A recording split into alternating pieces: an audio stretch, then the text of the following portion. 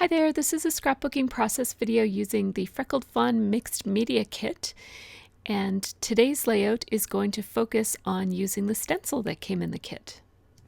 I'm going to start by showing you all of the goodies that come in this kit, just in case you haven't seen my kit share video for this one. These are all of the items that come. We get a little stamp, a white jelly roll pen, some Heidi Swap metallic texture paste, a gelato, some colorings, mist, lots and lots of stickers, this wonderful tissue paper, which I've had so much fun using, and finally the stencil, which is what today's layout is going to focus on.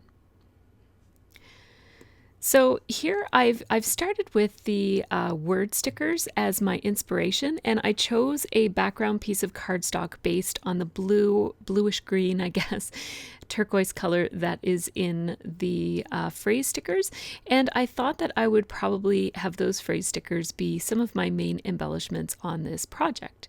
Ha ha ha, or so I thought, but this layout is going to take a sharp turn midway through. But at this point, I'm thinking that my actual thought is that this will be a very light and airy, mostly white layout on a bluish green background. So I'm taking out some possible tools to use with the texture paste, and I'm taking out so many because I want you to know that you could easily use any tool to apply the texture paste to the stencil. This Heidi's even a gift card. You just scrape it on like that, or if you have a popsicle stick that comes in a package of rub-ons or just in your house. And then you can also get these inexpensive plastic palettes. You can get these at palette knives. You can get them at Michael's or at your art store. I have a slightly fancier palette knife. It's just my favorite. It took me a long time to buy one of those, so I like to use it. It's my favorite little splurgy item that I have.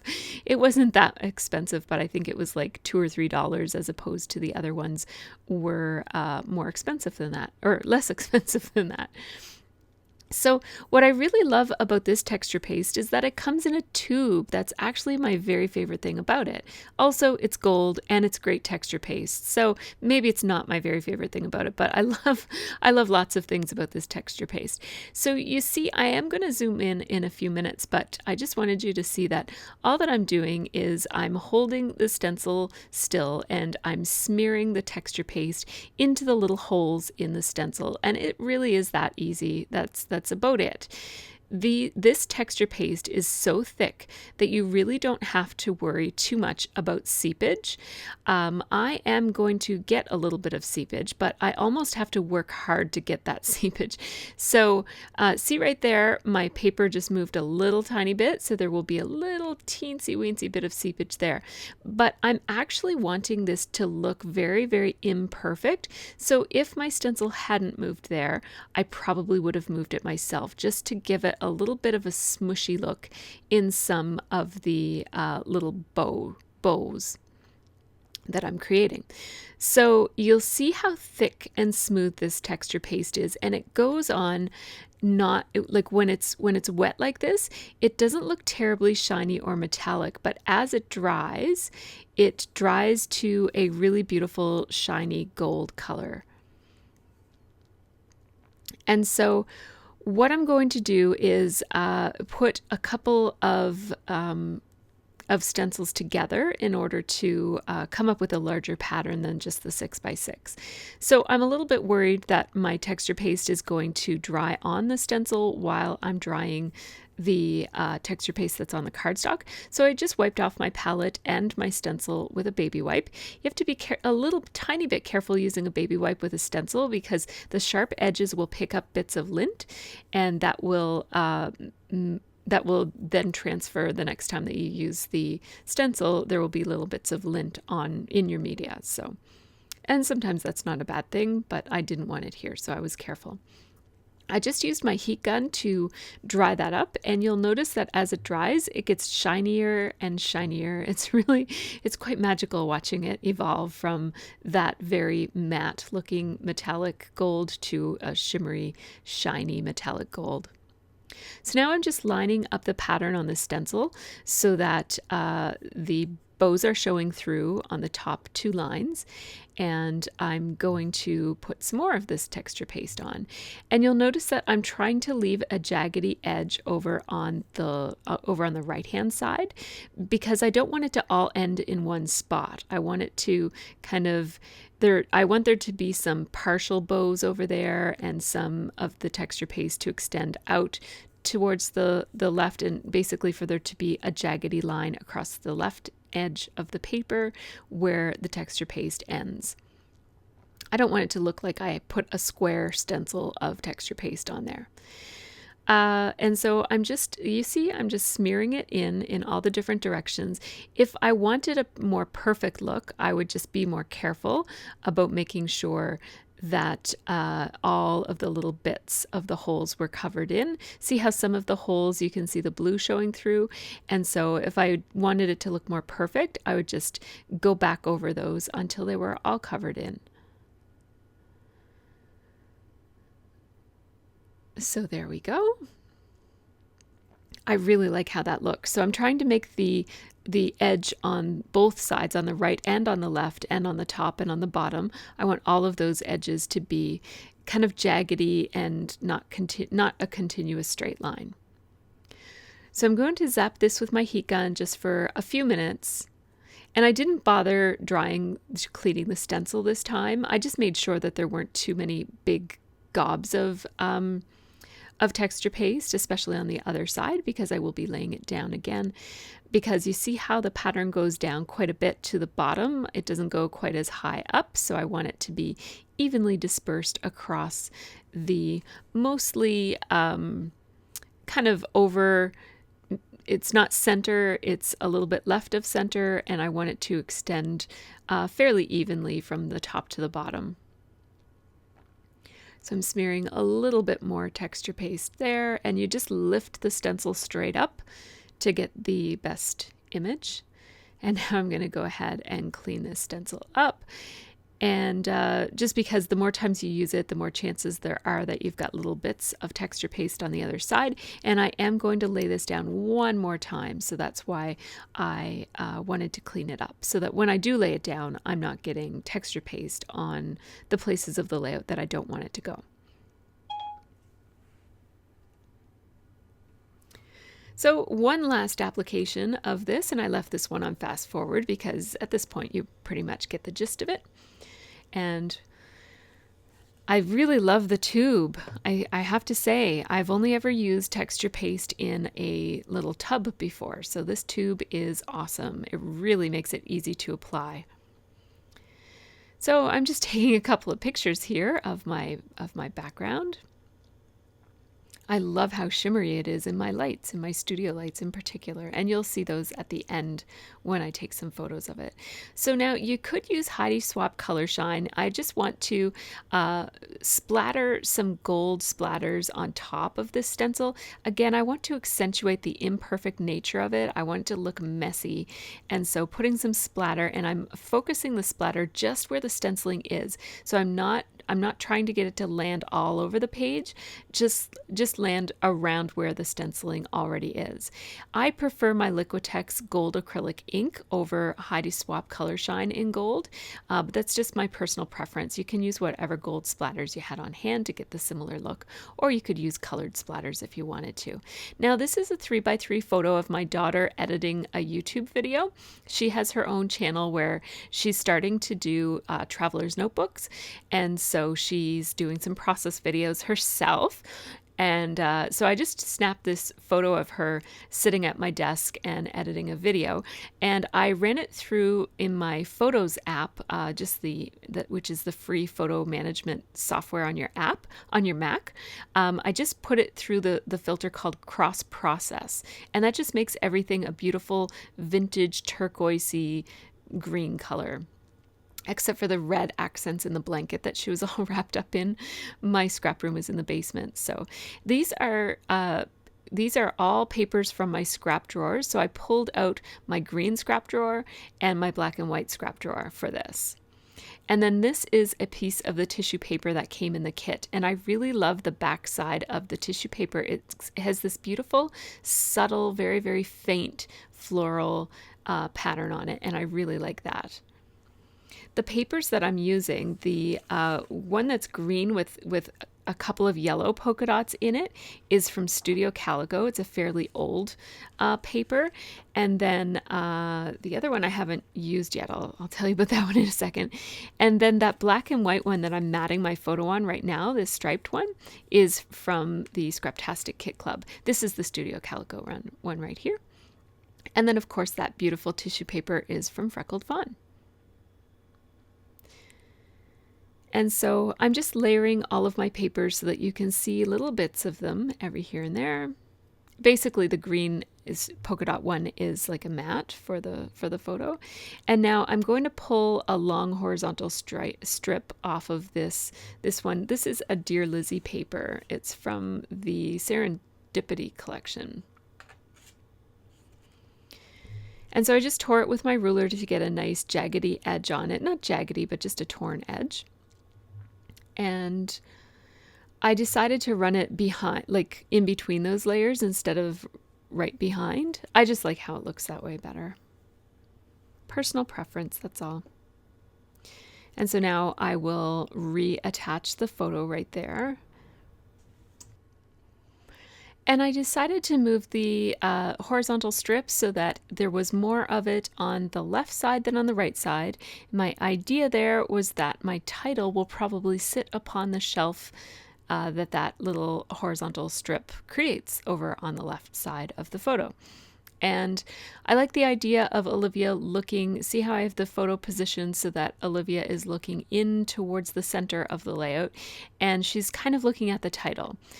And at this point, this is where this layout took a turn for like a really big turn, although you wouldn't know it because I haven't actually done anything. My plan was to put lots and lots of really neutral embellishments and lots of layering around the edges of this little layered pile that's under my photo. And then I decided to call it something to do with YouTube.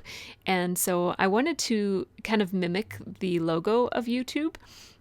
So I had this red scrap on my desk, and I tried cutting this frame out, and I thought I could take all the little negative pieces and piece it back together into a solid. And then I thought that's kind of silly. And also it was a little bit smaller than I needed it to be. So I just used the outside of it, traced around, and now I'm just going to cut it out. And that just makes better sense for getting a solid piece instead of trying to piece together a bunch of little punched out shapes.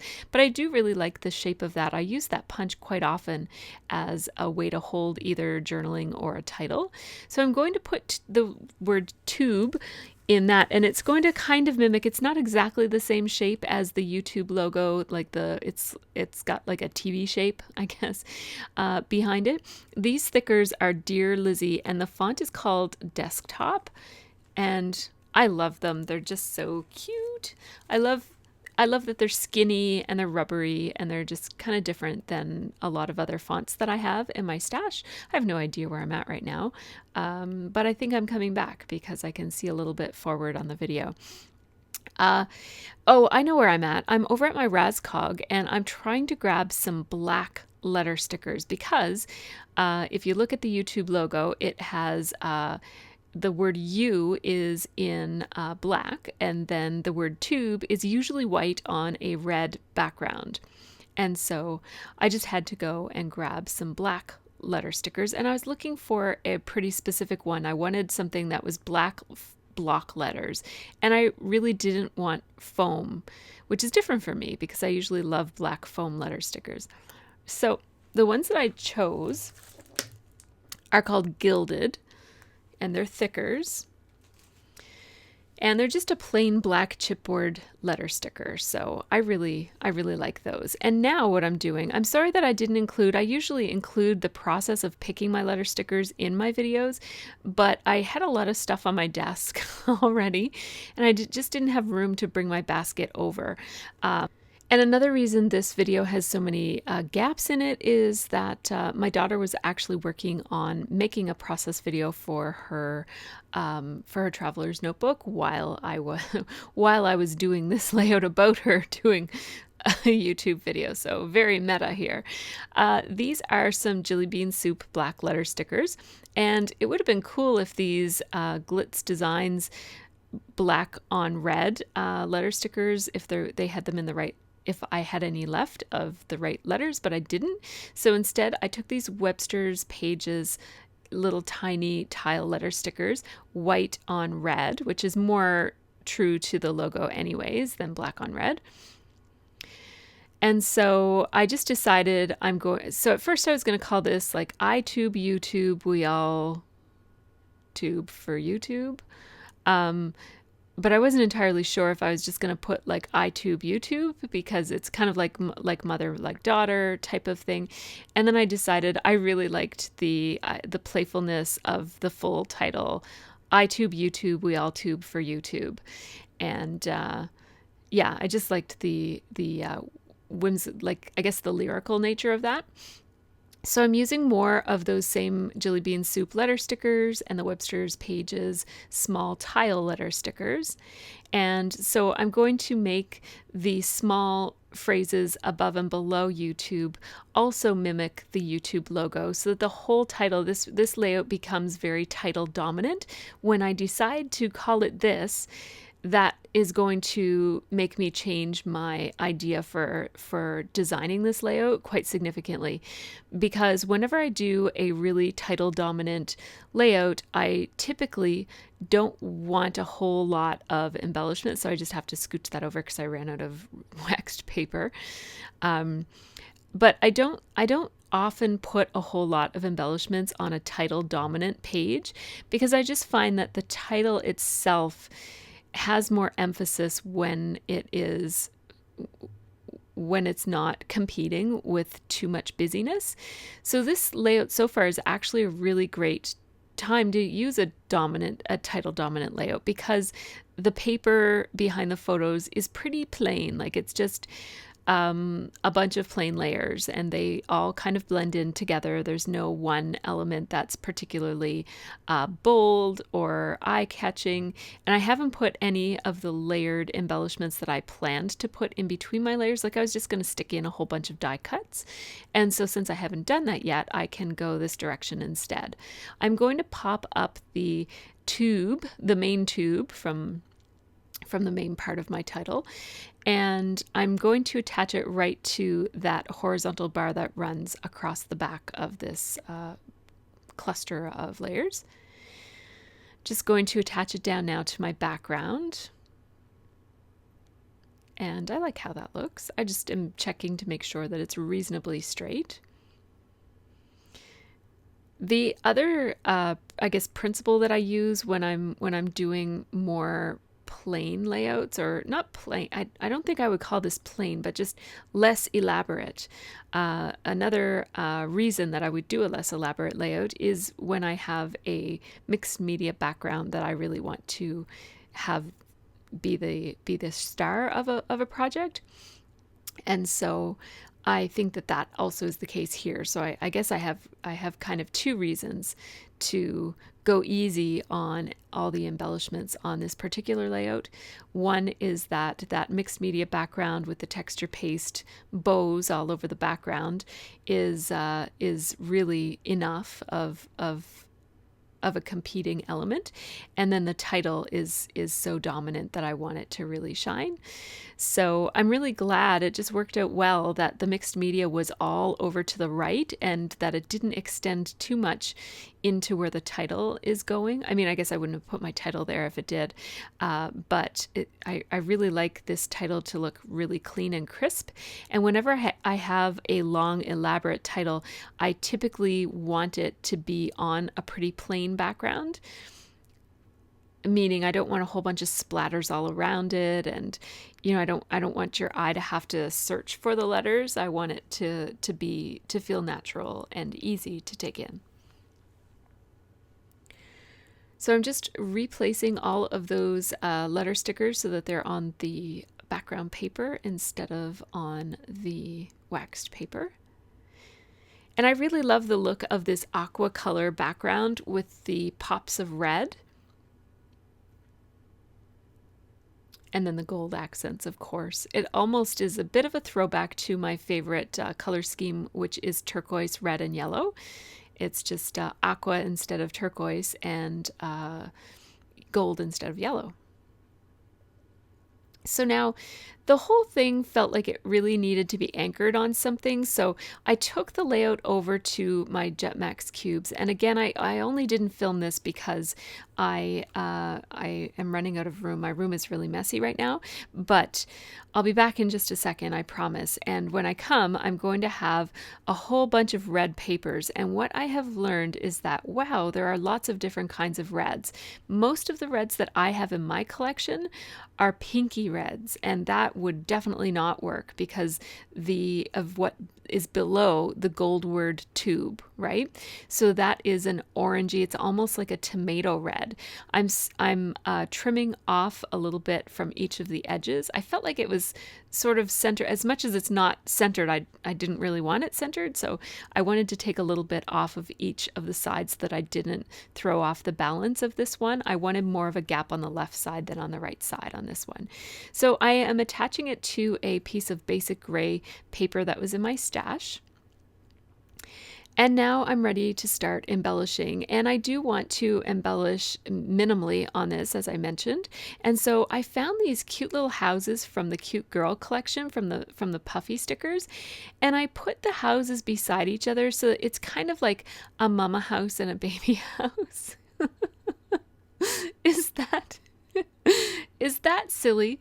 I don't know, but it's it's just like what I was thinking about when I put the house there all by itself. I thought that house needs another one. And then because the yellow one was so much bigger, I thought it really fits because of the story that goes with this page, which is all about how, I'm a YouTuber, and now Olivia's a YouTuber too.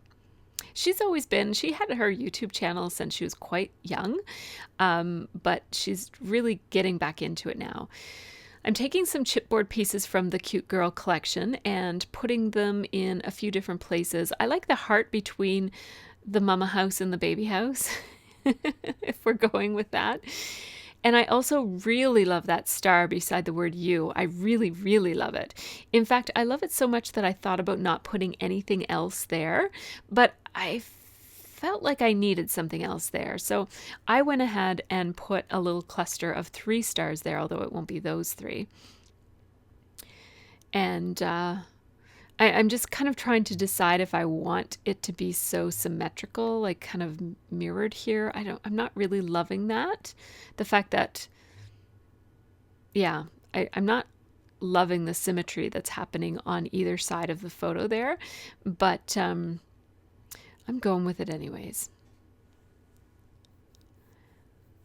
Because it seems like not doing, and it's there. So see how I moved that darker star down, and it just makes it look a little bit less centered and predictable. It just feels more dynamic when something is in a place that you wouldn't expect it to be instead of where you do expect it to be.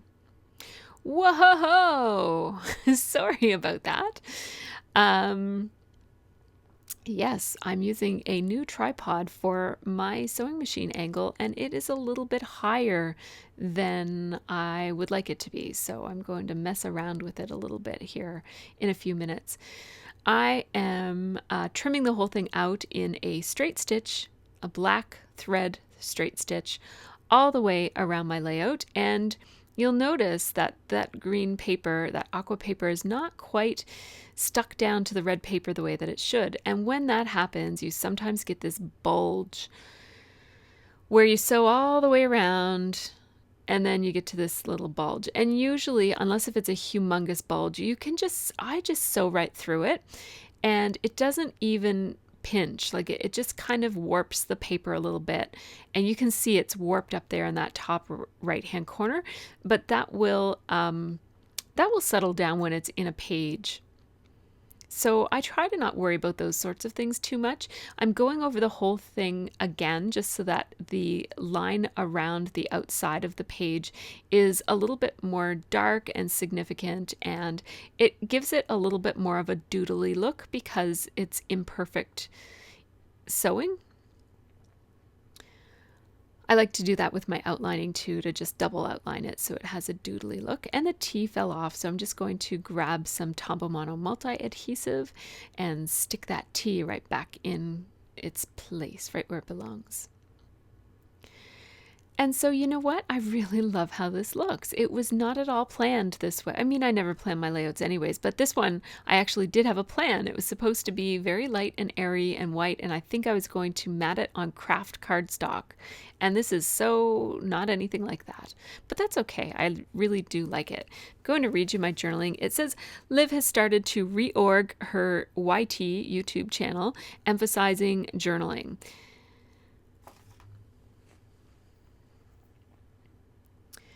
And so I just wanted to document that. And I don't feel the need to spell out, you know, like mother, like daughter type of thing. I like the visual elements just tell some of the story for me. And, you know, if somebody is just really quickly scanning through my album, they might miss some of the imagery that is on my pages. But it's no different than if you were like a painter or something and you were adding symbolism to your artwork. You wouldn't put a caption that says, you know, the color red signifies anger in this piece. You know, so I kind of I'm the same with my scrapbook pages. I just let the imagery be. I know that it's there, and if it's not obvious, there's the girls. That's Livy and her friend. They were scrapbooking while I was scrapbooking, so I just grabbed a shot. I just grabbed that shot from where I was sitting. So here is how this one looks. I really, really love that stencil, that beautiful stencil that comes in the Freckled Fawn Mixed Media Kit. If you're interested in buying the Freckled Fawn Mixed Media Kit that comes with the stencil, the tissue paper, and the gold texture paste, and a whole bunch of other things, including some stickers and whatnot, make sure that you use my affiliate link in the description of this video and all of my videos from this point forward. And there's also a link to that affiliate link over on my website, which is MercyTiara.com. So I think I explained this one pretty much as I went. If you have any questions, just let me know. Give me a comment. Make sure that you like and subscribe and leave me comments whenever you can. I really, really appreciate it. Thanks so much, and thanks so much for watching, and have a really great scrappy week.